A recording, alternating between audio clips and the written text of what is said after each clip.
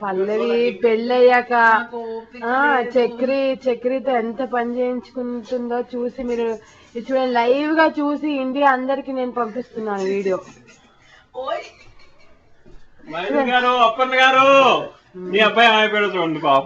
అన్యాయం, మా అత్తయ్య కొడుకుని ఇలా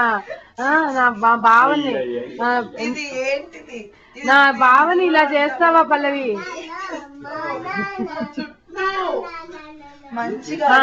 మళ్ళీ ఆ కంప్లైంట్స్ ఒకటి మంచిగా దువ్వాలి మంచిగా.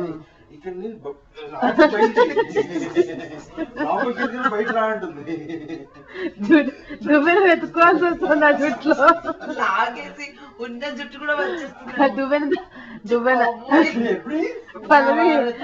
పల్లవి కుంభకమేళాలు దువ్వెన తప్పిపోయిందా? ఆహా, ఓహో,